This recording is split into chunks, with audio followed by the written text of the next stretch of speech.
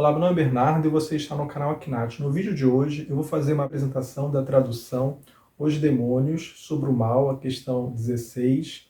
O livro é de Santo Tomás de Aquino. Este livro é uma tradução minha junto com o professor Paulo Faitanin. Este livro contém a questão 16, que é a última questão do De Malo, de Santo Tomás de Aquino, e eu e o professor Paulo Faitanin, nós estamos traduzindo as outras questões do De Malo. Então, o próximo livro que nós pretendemos lançar, publicado pela Eclésia, será sobre os pecados capitais, que conterá 8 questões do De Malo, a questão 8 até a questão 15. Esse livro contém uma apresentação e uma introdução também feita por mim e pelo Paulo Faitanin.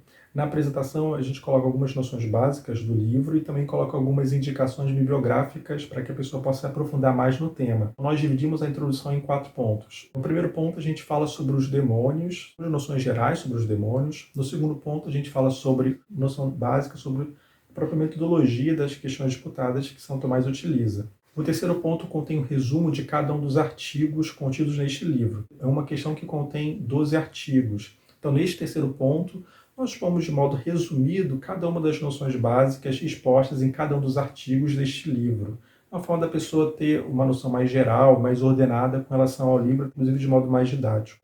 E o quarto ponto é a conclusão. Antes de falar sobre os artigos do livro, é importante ter claro algumas noções básicas sobre a demonologia. A demonologia é uma parte da angelologia, e a angelologia está contida, de certo sentido, principalmente na teologia revelada. É importante ter claro que nós não devemos ter qualquer pacto nem associação com os demônios. Há muitos conhecimentos sobre os demônios que eles não se baseiam na fé, eles são conhecimentos supersticiosos. Este tipo de conhecimento nós não devemos recorrer de modo algum. Nós não devemos recorrer a esse tipo de conhecimento. É possível, porém, conhecer certas noções sobre os demônios, como, por exemplo, uma demonologia tomista, a demonologia de São Tomás de Aquino, pois essa demonologia ela parte de certas noções próprias da fé.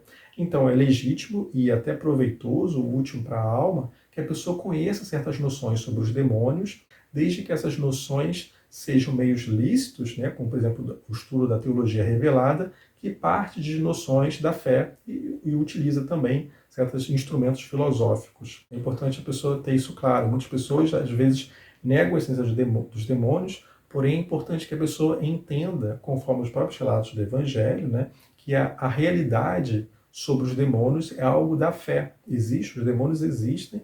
É importante saber o quanto ele pode atuar, de que maneira ele atua pela tentação, de que maneira ele pode atuar com relação à nossa imaginação, de que maneira ele pode influenciar nessas partes, né, para que a gente possa também evitar e vencer com o auxílio da graça divina as tentações. De fato, o demônio pode atuar de outros modos, a própria obsessão, ou, por exemplo, a própria possessão. Nesses casos mais extremos, que são menos comuns, é necessário recorrer a um padre, especialmente a um exorcista nesses casos. Porém, o modo mais comum, que é o que São Tomás mais considera, é que justamente é o modo mais comum do ataque demoníaco é através da tentação. E a gente sabe que há 3 tipos de tentação: a tentação da carne, do mundo e do demônio.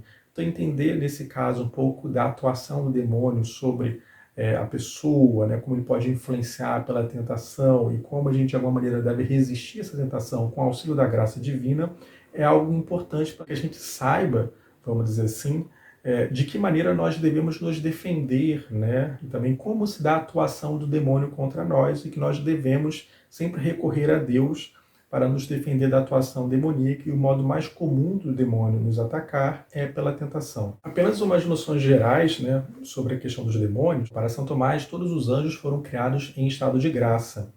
E no primeiro instante eles foram criados em estado de graça, e no instante seguinte eles escolheram servir ou não a Deus. Então, no instante seguinte, eles escolheram corresponder ou não a essa graça divina. Então, todos os anjos foram criados em estado de graça, só que os anjos criados em estado de graça, eles não eram bem-aventurados nesse primeiro instante no estado de graça. Houve 2 tipos de anjos depois desse primeiro instante. Alguns responderam à graça que receberam de Deus, e esses foram os anjos bem-aventurados, segundo São Tomás de Aquino, e outros rejeitaram a graça divina e esses se tornaram demônios. Então, basicamente, aí São Tomás desenvolve melhor isso, conformidade com a fé e como instrumento da filosofia. Então, para São Tomás de Aquino, inicialmente todos os anjos foram criados em estado de graça, porém uma parte desses anjos, no instante seguinte, que a maioria desses anjos corresponderam à graça divina, e esses anjos se tornaram anjos bem-aventurados, se tornaram os santos anjos. Porém, Outros anjos, que para São Tomás é a minoria dos anjos, eles se recusaram à graça, eles não seguiram a graça divina, nesse sentido, eles não tiveram o céu e esses são os demônios. Então, neste momento, eu vou mostrar para vocês os títulos dos 2 artigos deste livro. São Tomás expõe, conforme o método da questão disputada, São Tomás coloca uma pergunta inicial e na solução do artigo ele expõe propriamente, de modo mais detalhado, uma resposta, coloca uma solução dessa pergunta apresentada inicialmente, da solução do artigo. São Tomás diz o seguinte: primeiro pergunta-se se os demônios têm corpos naturalmente unidos a eles. Segundo, pergunta-se se os demônios são maus por natureza ou por vontade. Terceiro, pergunta-se se o diabo, pecando, apeteceu a igualdade divina.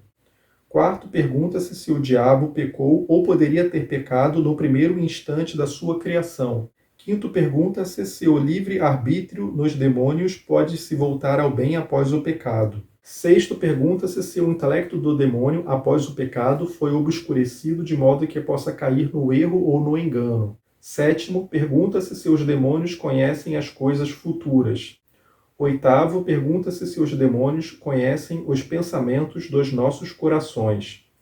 Nono, pergunta-se se os demônios podem modificar os corpos por modificação formal.